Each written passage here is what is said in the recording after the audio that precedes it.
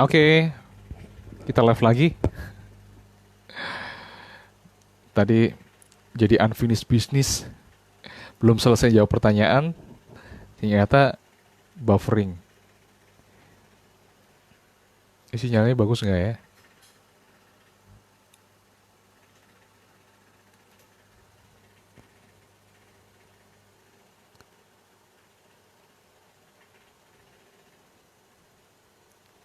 Suara saya kedengar nggak, teman-teman?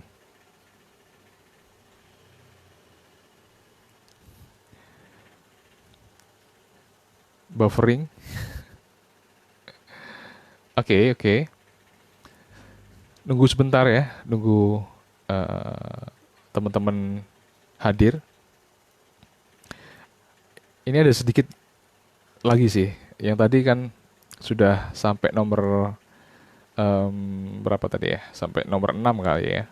Nah, tapi teknisnya kayak apa, pertanyaannya kayak apa nih masih belum saya jawab. Jadi unfinished business nanti. Belum selesai, belum kelar.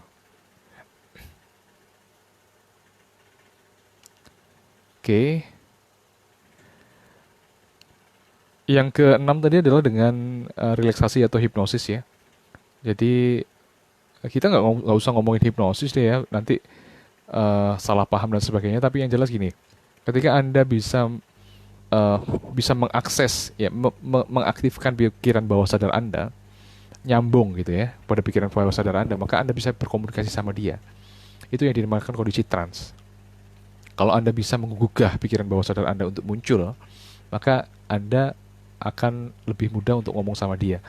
Kondisi pikiran pikiran bawah sadar itu bisa aktif, bisa muncul adalah ketika dia mengingatkan terhadap sesuatu. Misalkan gini deh, kalau Anda takut ditolak nih ya, takut ditolak. Perasaan-perasaan takut ditolak itu dominan banget. Perasaan-perasaan takut ditolak itu membuat Anda menjauhi dari situasi-situasi yang penting dalam hidup Anda yang membuat Anda bisa sukses gitu ya. Maka Anda harus ngomong sama pikiran bawah sadar terkait dengan hal itu. Gimana caranya ngomong sama pikiran bawah sadar? Adalah dengan cara mengaktifkan pikiran bawah sadar itu biar dia bisa muncul, biar dia bisa execute, biar dia bisa muncul aktif gitu loh. Gimana caranya? Adalah dengan ngomong aja sama gini, sama diri sendiri gini. Ini situasi ini mirip dengan situasi apa ya di masa lalu? Nah, biarkan hati Anda menjawabnya. Ya, ketika Anda teringat pada suatu situasi, misalkan, wah ini kayaknya aku teringat waktu aku SMP, waktu aku SD, teman-temanku ngebully aku gitu ya. Maka ingat-ingat itu lagi. Ingat-ingat itu lagi dan perhatikan ceritanya kayak apa. Apakah Anda jadi korban waktu itu di situ? Apakah Anda merasa benar-benar hati Anda terluka atau di situ terjadi unfinished business? Nah, ketika Anda mengingat-ingat itu biasanya nih ya, kalau emosi Anda muncul, langsung em, emosi Anda tiba-tiba nggak enak gitu ya, dan anda kayak flashback ngalami lagi masa lalu itu, maka itu pikiran bawah sadar Anda lagi aktif tuh, lagi aktif. Jadi nggak perlu dalam kondisi yang hipnosis dalam gitu seperti Anda melakukan meditasi, enggak, tapi dengan mengingat-ingat kejadian yang mirip-mirip dengan situasi saat ini yang Anda hindari, maka pikiran bawah sadar itu lagi aktif tuh. Nah, dari situlah Anda punya kesempatan untuk ngomong sama diri sendiri. Aku maafin deh orang-orang itu. Aku maafin deh situasi yang pernah kita lalui dan seterusnya dan seterusnya. Ubah ceritanya dan di situ nanti Anda bayangkan bahwa Anda adalah orang yang pantas untuk mendapatkan apresiasi dari orang lain.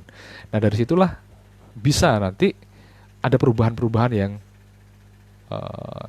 tertanam di mindset Anda, di pikiran bawah sadar Anda dalam bentuk keyakinan gitu loh. Nah, jadi itu caranya. Caranya seperti itu. Kalau ada pertanyaan silahkan dalam konteks Anda agar nanti bisa saya jelasin karena ini sesuatu yang kayaknya ini ada di teori mana sih Mas Danang? Kok nggak pernah denger kayak gini? Aku udah belajar psikologi nggak ada teori kayak gini. Nah nanti deh, kalau kita ngomongin teori, ayo nanti ada banyak sih sebenarnya referensi yang saya baca dan juga saya praktekin. Tapi paling nggak kita pahami dulu deh konsep kayak gini. Bahwa ini sangat-sangat bisa dipraktekkan dan kita praktekkan setiap hari gitu loh. Teman-teman banyak yang hadir ya. Dengar suara saya semua? Monggo silahkan kalau ada pertanyaan, ada sesuatu yang ingin dikonsulkan, konsul katanya ya. Kayak praktek aja. Enggak, maksud saya silakan Anda bisa tanyakan hal-hal yang mungkin sifatnya pribadi boleh, yang berkaitan dengan materi kita, atau yang nggak berkaitan dengan materi juga nggak apa-apa. Ini saya menjawab pertanyaan Bu Saidah Nuriyah tadi ya. Selamat malam Pak Danang, gimana ya kalau di situasi bersama orang-orang yang nyebelin, pasti otak berasa kosong, jadi gak bisa memulai pembicaraan apapun.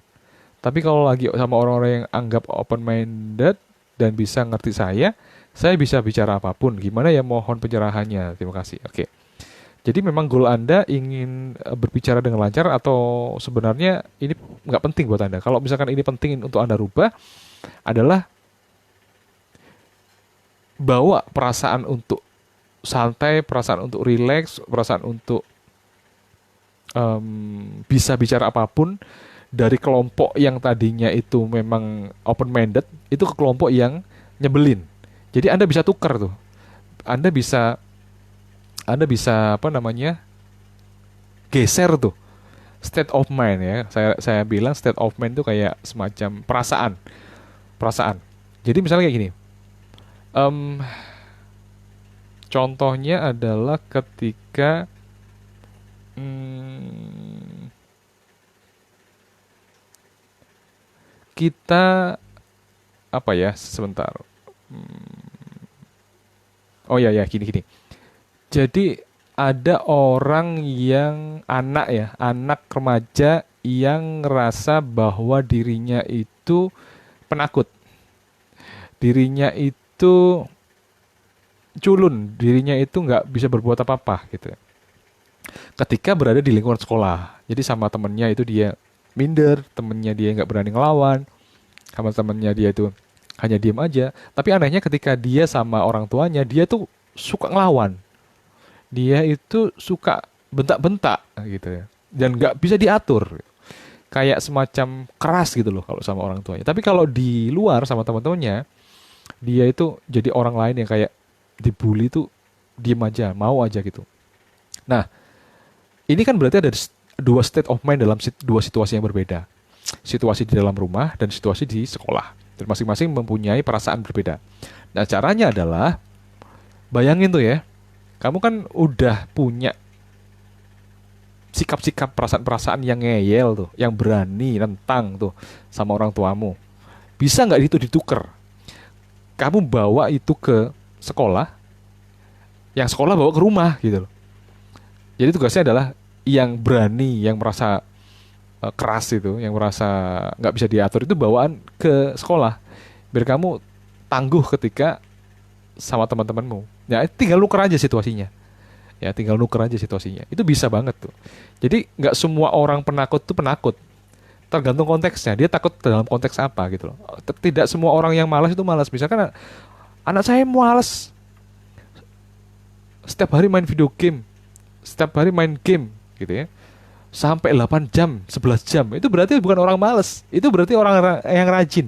Rajin main game, males sekolah. Sama juga orang yang rajin sekolah tapi malas main game. Jadi malas atau rajin itu konteksnya di mana? Konteks situasinya apa gitu. Itu bisa dituker. Gitu. Malas apa namanya? Misalkan Anda malas untuk bekerja gitu ya. Dan sangat senang sekali ketika Anda liburan. Nah, itu bisa dituker tuh. Perasaannya bisa dituker tuh. Konteksnya bisa dituker. Gitu. Boleh di-share tidak Pak? Boleh dong. Boleh. Saya terima kasih kalau ada yang nge-share. Berarti ada banyak orang yang akan dapat manfaatnya kan? Pak Fernando, apa yang kelima fokus? Fokus itu kalau kita itu fokus sama perilaku yang akan kita bentuk gitu loh. Kita harus fokus, bener-bener fokus, sefokus-fokusnya. Artinya setiap hari harus kita perbaiki fokus gitu loh. Dan fokus kita nggak bisa fokus kalau kita nggak menganggap itu penting. Jadi yang harus kita lakukan adalah menganggap itu penting. Kenapa kita menganggap itu penting ya? Saya nggak tahu. Alasannya personal. Setiap orang punya alasan sendiri-sendiri. Compelling reason kita apa? Jadi kalau ada anak ya, misalkan dia masuk kedokteran, Ada yang satu itu nggak pernah kuliah, sampai di DO, di drop out. Berarti masuk ke dokterannya dia nggak punya compelling reason, ya nggak punya alasan yang tepat, ya. Em, Bisa jadi dia dipaksa sama orang tuanya. Tapi di lain sisi ada anak yang nggak dipaksa sama orang tuanya, orang tuanya nggak ngebolehin bahkan karena nggak punya uang. Nah, si anak ini benar-benar bertekad menjadi dokter karena apa? Karena alasannya adalah ingin mengobati orang tuanya ketika mereka sakit, gitu kan, orang tua sakit-sakitan. Nah, jadi ini compelling reason. Nah, ini membuat akhirnya fokus. Nah, fokus ini tidak hanya masalah kognitif loh, ya.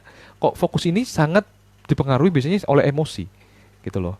Anda lagi jatuh cinta misalkan, Anda fokus nggak sama pasangan Anda, sama orang yang Anda demen, orang yang Anda suka, pasti fokus gitu loh. Kebayang-bayang di mana-mana kebayang. Kenapa? Ini masalah emosi, emosional gitu loh. Jadi apa yang bisa menempelkan fokus adalah lem yang namanya emosi. Ya, namanya emosi. Anda punya emosi nggak? Sudah dapat maknanya nggak dari hal yang Anda kejar? Kalau nggak dapat, ini nggak ada lem yang bisa nempelin tuh. Nggak ada lem yang bisa nempelin. Maka saya bisa simpulkan bahwa pikiran bawah sadar itu melakukan sabotase biasanya niatnya baik. Tapi dengan pikiran yang kekanak-kanakan, yang tidak nyambung, yang itu punya dampak di aspek lain yang kita sebut biasanya ini dengan sebutan tidak ekologis. Jadi ada dampak yang lain. Nah, oleh karena itu dibutuhkan diri kita yang matang, diri kita yang bijak, diri kita yang ngerti untuk memahami ini secara keseluruhan dan mengatur hal-hal yang perlu diatur di bawah sadar itu. Karena apa? Bawah sadar ini kan kayak semacam kalau sekolah itu anak-anak TK banyak gitu ya. Nah, pikiran sadar ini menjadi pengamat di situ, kita menjadi gurunya. Ya, kita ngatur tuh harusnya di bawah sadar itu harus diatur kayak apa. Pikiran bawah sadar bagus misalkan, tapi pikiran sadar nggak ada, sama aja. Jadi pikiran sadar ini sebenarnya pemimpin dari pikiran bawah sadar, gitu loh. Nah, em, kita nggak bisa, saya ulangi lagi bahwa kita tuh nggak bisa ngerti di dalam hati kita, di dalam diri kita, di pikiran bawah sadar kita sepenuhnya. Yang kita bisa adalah proyeksinya dari pikiran bawah sadar ini apa dalam kehidupan. Kalau Anda lihat, saya ini kalau misalkan di meja dimanapun itu berantakan. Eh, Mengerjakan sesuatu pasti acak. Jadi random gitu loh. Nggak berurutan. Selalu acak. Nggak suka. Kalau acak tuh kayak ngerasa nggak betah gitu loh. Sorry, kalau berurutan tuh ngerasa nggak betah gitu. Kalau ada eh, meja saya rapi itu saya ngerasa nggak betah. Kenapa? Nggak bisa ngambil-ngambil langsung gitu. Nah, berarti saya bisa memahami diri saya bahwa otak saya itu loncat-loncat. Cara berpikirnya itu loncat-loncat. Nah, kita bisa melihat kerja otak kita itu dari proyeksinya, aktualisasinya ke kehidupan yang nyata. Oleh karena itu, kalau kita sering gagal dalam suatu hal, dan itu disebabkan oleh hal-hal yang kayaknya ringan, atau bahkan hal-hal yang nggak masuk akal, yang kita lakukan sendiri ya, berarti itu ada sabotase diri. Oke. Silakan kalau ada pertanyaan teman-teman, monggo silakan. Nah, rencananya sih setiap hari ya, saya live, nggak tahu enakan di Instagram atau di Facebook, saya nggak tahu. Kalau di Instagram, saya nggak terlalu besar sih, teman-teman saya nggak terlalu banyak. Kalau menurut Anda, live-nya enakan di mana? Di Facebook atau di Instagram? Insya Allah sih besok kita ada materi, jadi perjalanan suatu gejala. Nah, gejala yang kita alami ini, gini, saya ngomongnya nggak selalu dengan gangguan jiwa ya, tapi bisa juga suatu perilaku, suatu sikap yang itu sangat-sangat mengganggu diri kita karena apa? Karena ada hal yang kita anggap tidak menyenangkan, menyakitkan gitu loh. Jadi kita sering menghindari suatu situasi itu karena kita sensitif. Kita sensitif karena di situ ada unfinished business, karena ada hati yang terluka karena peristiwa itu, sehingga itu mengingatkan kita pada masa lalu, misalkan kayak gitu. Nah, hal-hal seperti itu, sabotase diri ini, ya, sehingga kita nggak jadi sukses dalam dalam karir, dalam aspek-aspek yang lain, itu karena eh, ada riwayat perjalanannya gitu. Mulai dari awal sampai kita saat ini itu ada rentetan perjalanannya. Coba amatin dalam hidup Anda deh, kalau nggak percaya. Coba amatin dalam hidup Anda. Biasanya kita beruntung dalam satu tema-tema tertentu. Biasanya kita nggak beruntung dalam tema-tema tertentu juga. Misalkan kita nih sering mengeluhkan bahwa kita tuh mengeluhkan bahwa banyak teman-teman yang nggak suka sama kita, atau kita mengeluhkan ada otoritas ya, atasan yang selalu kita musuhi. Kita mengeluhkan uang yang habis. Nah, setiap orang tuh beda-beda. Ada yang bermasalah keuangannya, terus kayak gitu. Ada orang yang bermasalah dengan pertemanannya, dia selalu memberikan kepercayaan kepada orang lain, tapi ternyata orang lain itu mengkhianati dia. Nah, pengkhianatan itu selalu sensitif bagi dia dan akhirnya menimbulkan respon tertentu, dan orang yang mungkin tidak mengkhianati tapi akhirnya merasa merasa jengkel dengan orang, dengan kita, akhirnya dia benar-benar pergi gitu loh. Dan kita akhirnya merasa bahwa kan benar kan mengkhianati. Nah, ini sebenarnya dia bermasalah dalam satu tema. Temanya adalah tema tentang menjalin hubungan yang intim, yang dekat dengan orang lain. Nah, berarti ini bermasalah dengan itu. Jadi aspek-aspek kehidupan kita, ayo coba kita teliti. Anda bermasalah di mana? Ini sebenarnya nyambung dengan materi saya yang kemarin di Instagram. Ada masalah-masalah dalam kehidupan kita yang itu menjadi tema, tema kecil maupun tema besar, gitu ya. Kita tuh kayak hidup di sinetron gitu loh. Kita itu kayak hidup di sinetron. Nah, kisah kita ini bermasalahnya di mana biasanya? Apakah masalahnya di karirnya, ataukah masalahnya di keuangannya? Kalau misalkan di karirnya bisa karena keuangannya misalkan, dan seterusnya. Kita punya tema-tema itu loh. Kita punya tema-tema, dan tema-tema itu biasanya disebabkan oleh suatu peristiwa di masa lalu yang bermasalah. Di situ ada peristiwa yang membuat kita masih merasa itu menjadi sesuatu yang belum selesai, dan itu akan menjadi tema menghubungkan tema-tema yang sama, dan akhirnya menjadikan kehidupan kita dengan tema itu, gitu ya. Nah, itu yang saya maksud dengan perjalanan suatu gejala. Besok kita akan bahas tuh. Kita akan cerita-cerita tentang gimana sih gejala itu bisa terbentuk, dan bagaimana sih cara untuk mengubah tema itu. Oh sorry, besok kayaknya saya nggak bisa karena harus. Oh bisa ya. Besok saya di TV itu jam 5 sampai jam 6 sih. Jam 6, jam 7, jam 8. Mudah-mudahan sampai rumah bisa jam 8. Tapi kalau besok agak malaman nggak apa-apa ya, setengah 9 kali ya. Atau jam 9 sambil kita santai-santai kan gitu ya. Anak saya tidur juga nggak berisik gitu loh. Enak nanti. Nanti bisa jam 9 kita bisa ngobrol-ngobrol lagi. Besok jam 9 ya. Agak-agak malaman gitu ya. Oke teman-teman, kira-kira ada yang ditanyakan?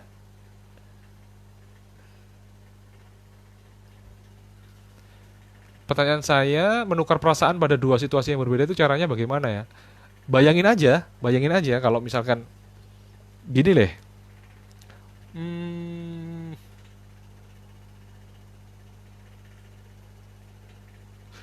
oke, misalkan gini, Anda mau presentasi yang awam ya, mau presentasi di depan umum lalu Anda grogi minta ampun.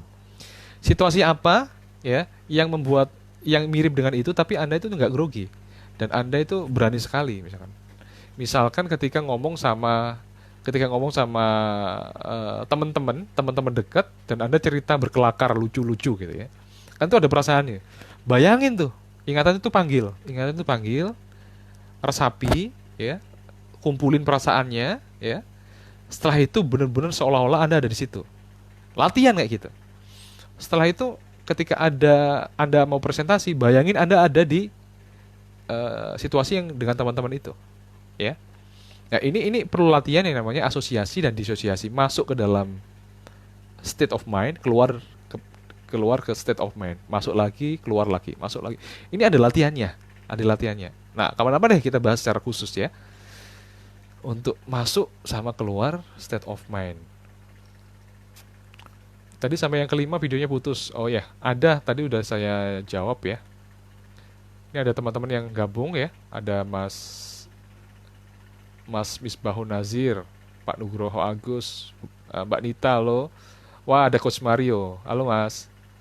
Ada Doci Ongisnade. Wah, ini sahabat saya ini. Ada Ica, ada Elia Nasar. Oke. Ada pertanyaan kah? Tema kita hari ini adalah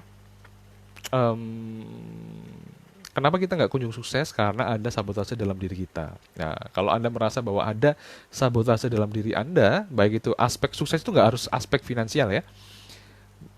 Sukses itu bisa juga aspek-aspek yang lain yang Anda inginkan. Ya, kalau ada sabotase-sabotase diri, maka kita perlu em, cari itu kenapa. Kalau Anda sudah kelewat tadi bahasan kita, silakan nanti di video ini nanti bisa di apa namanya dilihat lagi, nanti akan saya save kok. Oh ya teman-teman bisa tuh apa namanya masuk ke Telegram saya ya, masuk ke Telegram saya, di mana nanti kita bisa discuss di situ. Setiap hari sih saya ngasih materi ya. Oh, khusus untuk bulan Ramadan ini saya kasihkan waktu khusus untuk teman-teman untuk membahas tentang healing, self healing. Jadi self healing ini sebenarnya apa ya? Bukan bahasa yang ilmiah sebenarnya. Tapi ya udahlah karena kan ada banyak orang yang mengatakan self healing gitu ya. Sehingga saya menggunakan bahasa self healing atau SWOT terapi.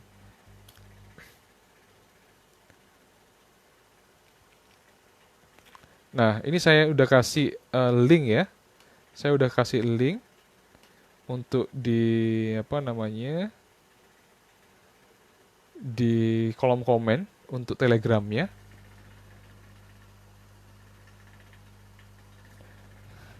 Anda bisa masuk tuh di Telegramnya. Nanti kita bisa dapat materi yang rutin setiap hari. Biasanya sih jam 4 ya saya ngasihkan satu materi ini sampai insya Allah semoga istiqomah sampai mendekati Lebaran nanti. Jadi Anda bisa tuh ngomong-ngomong di sana, ngobrol-ngobrol di sana. Ada grup diskusinya, ada juga yang channelnya, ya.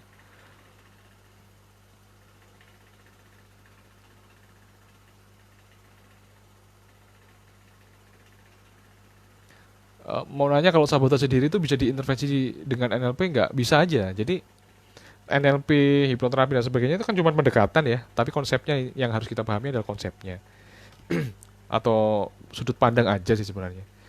Jadi konsepnya kita harus ngerti gitu loh. NLP kalau NLP bisa tuh pakai gini deh.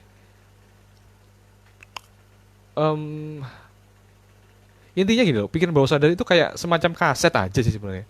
Kaset yang di situ banyak rekaman-rekaman dan kaset itu akan memutar lagi kalau masih ada rekamannya di situ. Jadi untuk membuat rekaman itu nggak berputar, maka kita harus ganti tuh isi dari rekaman itu, ya. Atau kita tanamin lagi yang lebih kuat, rekamannya yang lebih kuat gitu loh. Tapi memang rekaman itu akan terputar kalau situasinya mirip. Waktu kita hadapin kita mirip dengan masa lalu, itu akan terputar lagi gitu loh. Jadi gimana caranya ketika kita ada di suatu situasi yang biasanya mengingatkan kita pada ingatan-ingatan itu nggak termuncul lagi karena ingatannya udah rusak, rusak dalam tanda kutip ya, rusak artinya sudah diperbaiki, ya. Ketika Anda ingat A, maka muncul ingatan B. Nah ini yang dinamakan dengan apa namanya hubungan langsung kayak apa ya? Asosiasi, ingatan terasosiasi, ya. Dan ini terkondisi biasanya. Nah, kalau Anda menjumpai A, maka ingatan B muncul, karena ada nggak ada hubungannya, maka ini yang nggak benar. Maka ketika Anda ingin mengubah, ketika Anda menjumpai A, maka B ini nggak muncul. Nah, berarti connect-nya udah diputus, atau ketika muncul B-nya, B-nya ini rasanya udah beda. Ya, dengan cara apa? Bisa kemarin kan kita udah belajar ya, Circle of Excellence misalkan, itu tentang self image.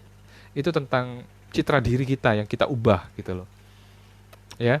Nanti kita ada juga sih bahasannya nanti di sini ada berbicara tentang self image atau citra diri. Ini juga sangat mempengaruhi em, kesuksesan kita karena ini berhubungan dengan bagaimana kita memandang diri kita.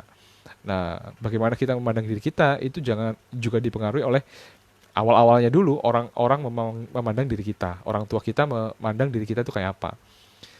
Dan seterusnya akan panjang nanti bahasanya sebenarnya. Tapi udah paham ya tentang sabotase diri di sini ya. Uh, Intinya kita mesti open mind karena kalau kita ngerasa bahwa kita tuh sebenarnya nggak apa-apa, aku baik-baik saja, orang yang salah dan sebagainya, dan kita nggak melakukan sabotase diri. Nah itu biasanya orang-orang yang nggak open mind dan mereka sulit berubah biasanya. Jadi sebenarnya seperti Mbak Yeni bilang tadi, cara bedain nasib sama takdir itu kayak apa? Nasib ini tanggung jawab kita bener-bener. Ya, tapi kita nggak tahu itu nasib atau enggak kalau kita nggak ngerti pikiran bawah sadar kita itu kayak apa. Caranya mudahnya mengetahui pikiran bawah sadar itu kerjanya kayak apa adalah hasil dari pikiran bawah sadar terproyeksi dalam bentuk kegiatan kita, perilaku kita, sikap kita, dan hasil-hasilnya respon-respon orang lain itu kayak apa. Itu bisa dianalisa, itu bisa dianalisa. Apa-apa yang kita jauhi, apa-apa yang kita dekati, apa-apa yang membuat kita sedih, apa-apa yang membuat kita seneng. Nah itu biasanya sangat sangat mencerminkan dari pikiran bawah sadar kita. Maka dalam psikologi kan biasanya ada tes proyeksi, Mbak ya. Ada tes proyeksi ketika dia menceritakan ini temanya apa nih. Kalau TAT kan gitu ya. Temanya apa nih? Loh, temanya sama ternyata. Berarti konfliknya biasanya di situ. Dorongan-dorongnya bisa di situ. Atau misalkan Rosa ngelihat ini apa nih? Nah, biasanya itu adalah dorongan-dorongan yang sifatnya primordial atau dorongan-dorongan yang sifatnya primitif. Itu bisa kelihatan tuh, bisa kelihatan dari proyeksinya. Sama dengan kita, apa yang kita lakukan ini sebenarnya proyeksi dari pikiran bawah sadar kita. Apa yang kita pandang sikapi ini ada proyeksi dari pikiran bawah sadar kita. Jadi untuk mengetahui bahwa kita ini melakukan sabotase atau enggak adalah lihat, cek kegagalan-kegagalan apa yang terus kita tuai dan tuai. Padahal sebenarnya itu nggak terlalu sulit-sulit amat. Dalam bentuk prokrastinasi, dalam bentuk kebiasaan buruk, dalam bentuk mental block yang itu sifatnya membuat kita tuh salah pilih sikap dan seterusnya dan seterusnya. Nah, itu bisa dicermati. Nah, caranya gimana tuh untuk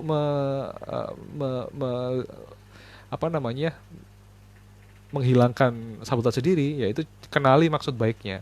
Kenali maksud baiknya. Apa sih maksud baik dari pikiran bawah sadar? Setelah itu respon, ya, feedback kritikan dari pikiran bawah sadar atau respon-respon itu ditindaklanjuti dengan sikap, action yang membuat kita akhirnya melakukan sesuatu yang diinginkan pikiran bawah sadar dengan cara-cara yang tepat, gitu ya, cara-cara yang tepat. Akhirnya apa? Ketika kita sudah mencapai pencapaian itu, pikiran bawah sadar sudah nggak protes lagi dan tidak melakukan sabotase diri karena kita sudah mencapai apa yang diharapkan oleh pikiran bawah sadar kita. Jadi sebenarnya dorongan-dorongan itu baik dan mulia asalkan kita tahu cara mengaktualkan keluar. Menurut saya sih begitu. Jadi negative thinking, negative feeling itu tidak selalu negatif. Kalau respon kita terhadap negative thinking dan negative feeling adalah bagus. Ya itu memang nggak semudah yang kita omongkan, tapi itu kenyataannya. Anda mau lakukan atau enggak? Kalau semudah itu ya berarti ya kita nggak hidup di dunia dong. Makanya kita sulit melakukannya karena kita ditantang nih dalam segi waktu, dalam segi tenaga, kita mau nggak konsisten kayak gitu. Kalau enggak ya lupakan. Karena orang yang sukses itu hanya sedikit sih menurut saya. Kebanyakan orang yang rata-rata.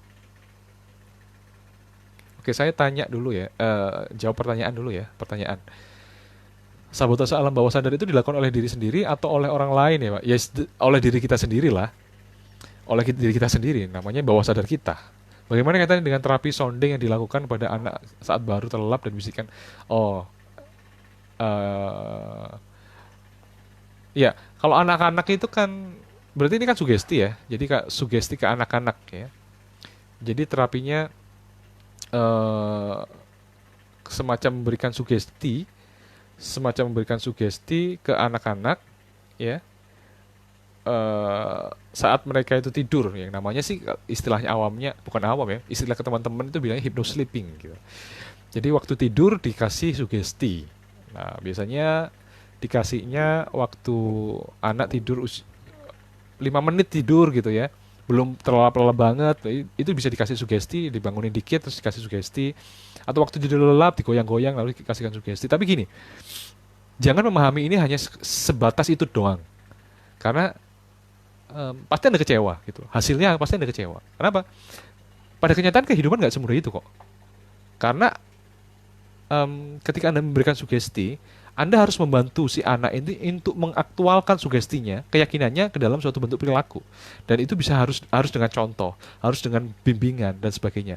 Artinya ketika Anda memprogram pikiran itu ke anak, itu Anda memprogram blueprintnya, memprogram wadahnya, memprogram pondasinya. Tapi setelah itu Anda harus membangun aktualisasi dari yang Anda inginkan, keyakinan itu dalam bentuk perilaku anak, dengan cara mengajarinya, dengan cara membentuk sikapnya, dengan cara feedback, dengan cara kadang-kadang memarahinya gitu loh.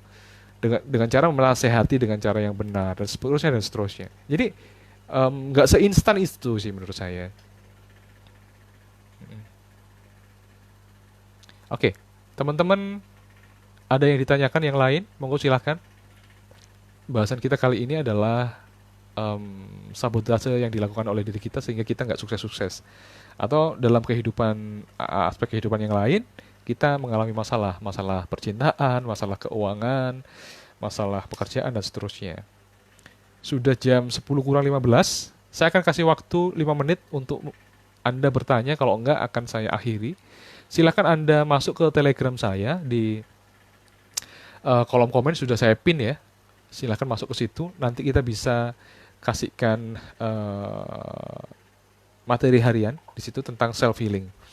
Jadi self healing ini penting banget buat kita agar kita bisa mengenali ya luka-luka batin dalam hidup kita yang itu selama ini ternyata tidak hanya merugikan tapi kadang-kadang juga menguntungkan kita untuk menjadi lebih baik dengan merespon kebutuhan-kebutuhan dari luka batin itu. Bisa juga lebih buruk kalau kita nggak ngobatin dan kita salah menyikapinya. Jadi kalau kita ngomong self healing, kita nggak ngomong tentang hanya trauma di masa lalu aja, tapi kita ngomong tentang bagaimana kita memanage diri kita, menghealing sesuatu yang nggak kita duga bahwa itu ternyata terluka, atau menghealing dengan cepat ketika nanti kita terluka dan seterusnya dan seterusnya. Akhirnya apa? Kita nggak menularkan sakit hati itu ke anak kita yang akhirnya menjadi trauma yang diturunkan, dan itu banyak sekali terjadi di masyarakat kita. Biasanya anak-anak orang-orang dengan kelas menengah ya, dibesarkan dengan keluarga kelas menengah, biasanya hidupnya di masa depan juga ada di kelas menengah gitu loh. Aneh kan? Anak-anak yang dibesarkan dengan pola pikir, pola didik orang-orang yang kelas atas, biasanya juga waktu besar kehidupannya juga mirip dengan orang tuanya. Dengan catatan tidak dimanja, tapi diberikan sugesti, diberikan contoh, diberikan cara yang relevan dengan kehidupan orang-orang atas. Oke, teman-teman, mungkin itu dulu ya. Saya ucapkan terima kasih atas kehadirannya. Insya Allah besok kita bahas tentang jam 9 ya, mungkin setengah 9 atau jam 9. Kita bahas tentang perjalanan suatu gejala. Ya, mungkin itu dulu teman-teman. Terima kasih sudah hadir. Ada pertanyaan satu. Bisa nggak Pak kita nyadarin orang tua kalau perilakunya itu lagi disabotase sama pikiran bawah sadar? Itu dia. Jadi catatan buat kita bahwa kita itu nggak bisa ngubah orang lain. Kalau kita menginfluence, kita mempengaruhi orang lain, itu boleh. Tapi kita nggak boleh menuntut orang lain berubah. Itu yang yang susah gitu loh. Menyadari orang tua, daripada menyadarkan orang tua perilaku disabotase, kita lebih baik fokus pada diri kita agar tidak marah ketika orang tua melakukan itu gitu. Sambil berdoa nanti orang tua bisa diubah gitu kan sama Allah. Itu dulu ya teman-teman.